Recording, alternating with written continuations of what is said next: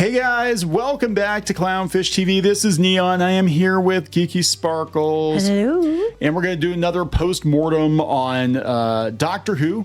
The new... Well, it's because Davies keeps opening his mouth. Yeah, I think they really need to quit while they're ahead. So not only have the ratings cratered, not only has a large portion of the fandom turned on Russell T Davies, who was the savior of Doctor Who like 15, 16 years ago, right? Like he brought the show back.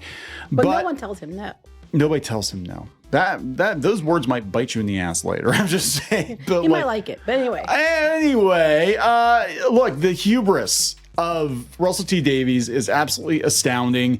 He's out there doing the press tours now, and this new article came up on The Verge, and we get a little bit of an inkling into his thought process behind drastically revamping the show. Basically, it's like, oh, well, fans, they like to have something to argue about. Yeah, that's his excuse. This is interesting though, because this somebody said to me on Twitter today, and I apologize, I don't remember who it was, but I know Asmongold was talking about the Assassin's Creed Black Samurai debacle, and he said that he thought it was a controversy created to get people talking about this game, to take your eyes off the fact that it was a $130 game. Yeah, that would not surprise me. We see it with politicians all the time. So we went from being like, okay, we're going to use outrage to get people talking about it, because that's what Disney cares about at the end of the day, is they care about how many people are talking about a thing. That's just it, yes. And now we're just gonna do the most ridiculous thing ever, just so everybody's talking about it. Because remember, for years, prior to Jodie Whittaker, and even after the initial change to Whittaker and Chibnall, like nobody really talked about Doctor Who. Like after the 50th anniversary, like the last season of Matt Smith and Peter Capaldi, very few people talked about Doctor Who. It was like it was the thing that was there. The diehards watched it, and that was it. But then they realized, oh, we can get a lot of mileage out of pissing people off. Well, I guess they did. I think initially that wasn't the intent. No. I think initially they were just trying to be like, look, it's the current year, and let's make everything current year. And then they would start out by calling her by names, which we're still doing. Yeah. And then when they found out that engagement is engagement either way, and you can go to the bean counters and say, oh, here's the engagement, and then they'll give you more money without looking into what that actually means. They deliberately start, I think, like he said, either you're doing that to distract, or they're doing it to say, oh, look, people are talking about it. Yeah, so if no publicity is bad publicity. Yeah, right.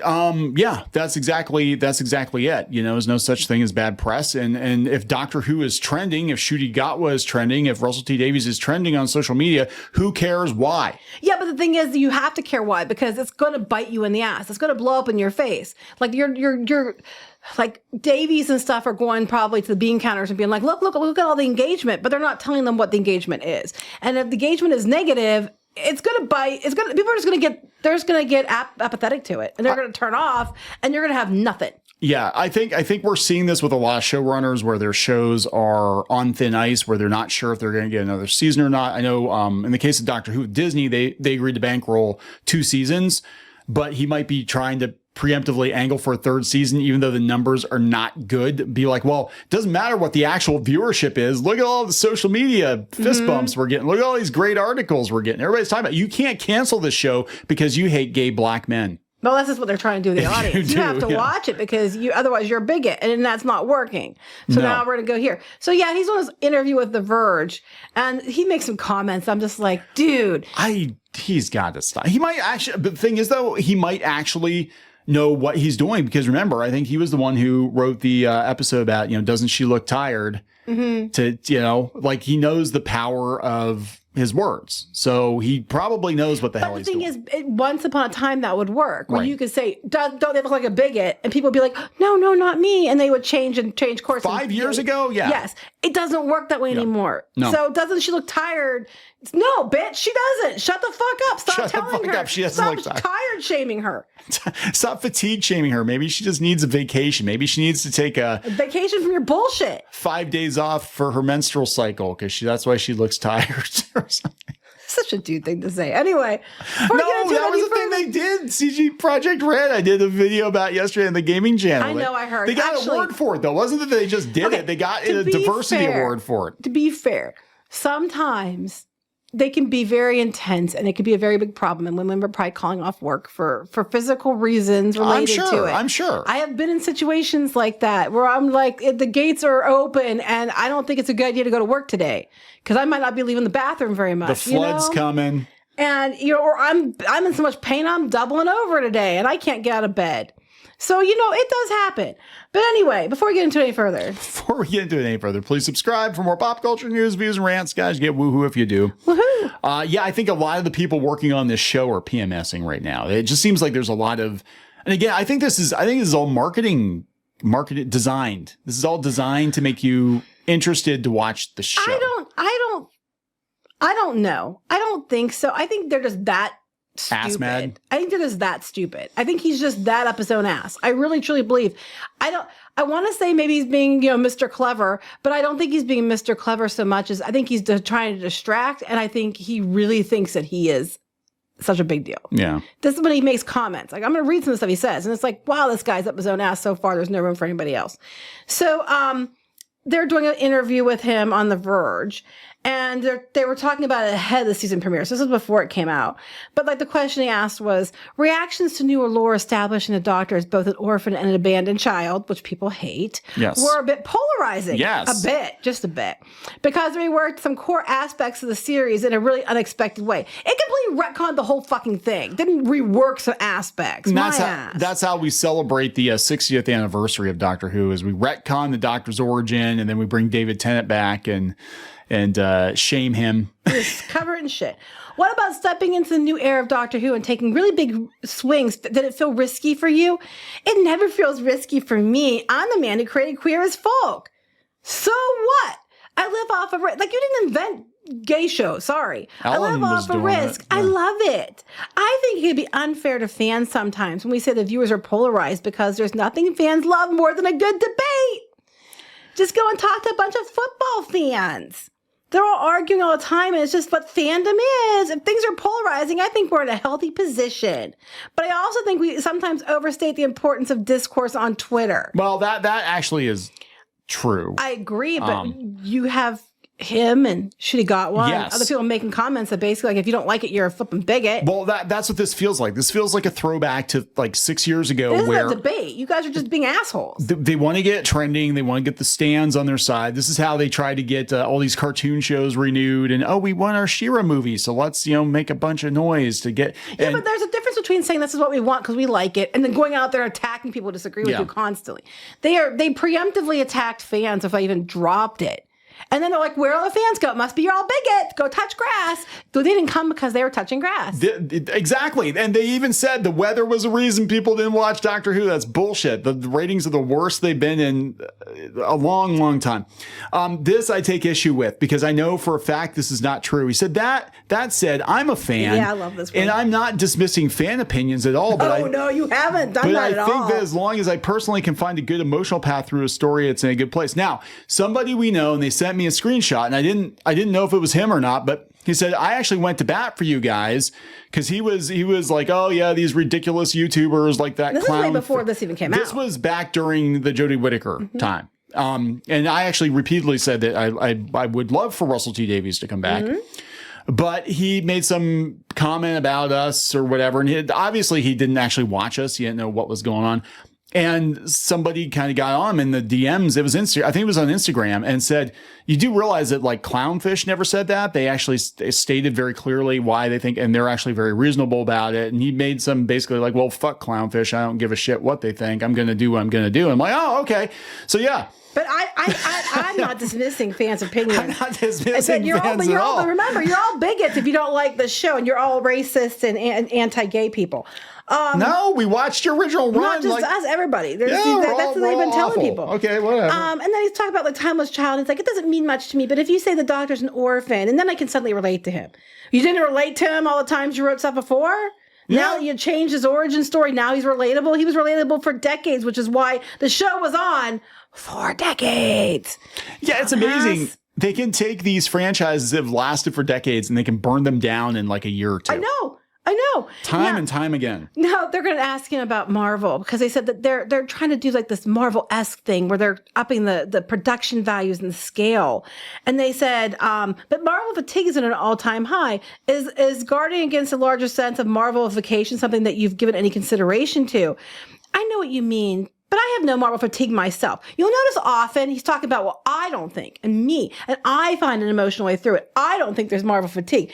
He just keeps going from himself. All you hear is me, me, me, me, me. Right. He doesn't give two shits about the fans. All he is he's so puffed up on his own farts. He keeps sniffing his own farts, and he thinks that he is the greatest thing that ever walked the earth. Nobody tells me no.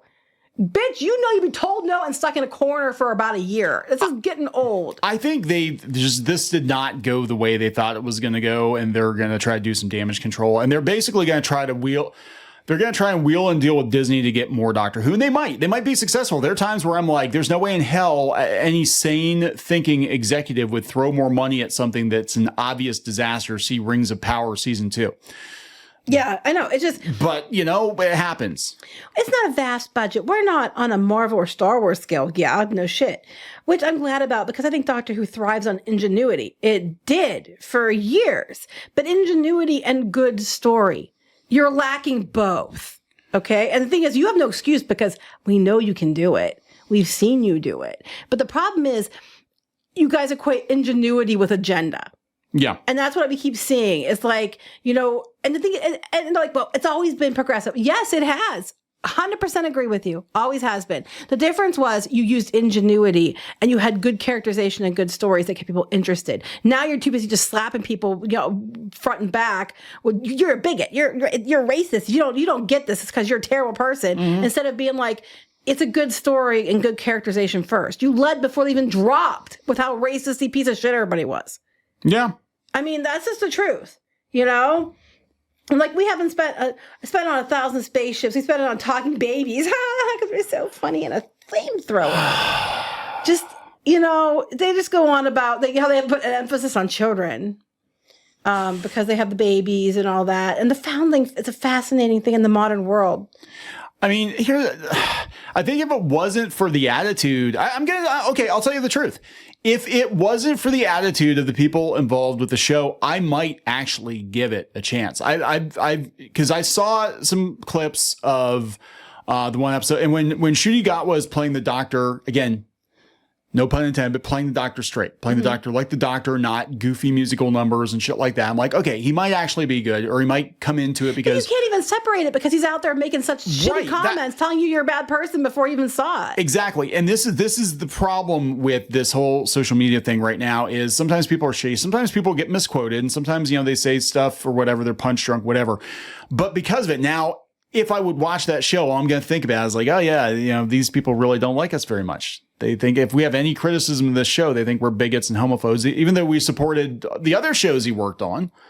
So that's what I'm saying. And this has happened to me on multiple occasions where I've actually I would have been willing to give this thing a chance if the people working on this thing didn't obviously hate me or hate the fans or bait the fans or go out of their way to antagonize. That's it. Before it even dropped, they spent so much time trying to cause this quote unquote discussion, which was just them shitting on people so they'd fight. Yes, you told them to go touch grass. You told them that they were bigots and homophobes and transphobes if they didn't watch a show or whatever. You know what I'm saying? So you preemptively chased the audience off, and they did exactly what you told them to do. They went and touched grass.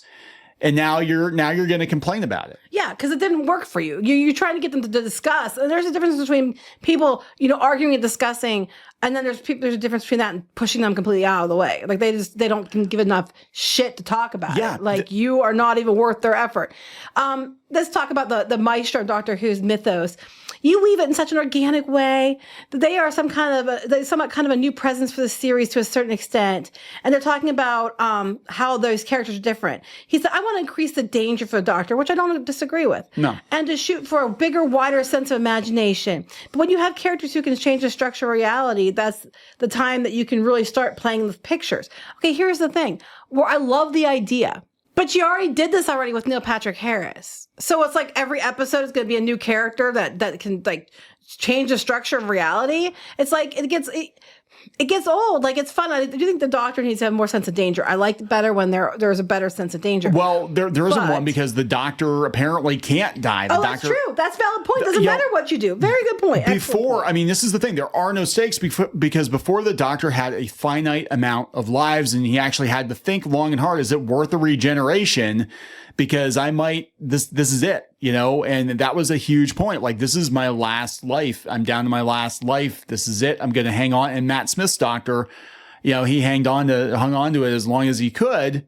And he wound up being old because he's like, this is it. There is no more regeneration. I'm done. Yeah, but they undid that. And they said, and he brings about the fantasy elements. And he's acting like that makes it interesting. He's like, you take away the buttons. There's no computer or sonic screwdriver for him to immediately save the day with.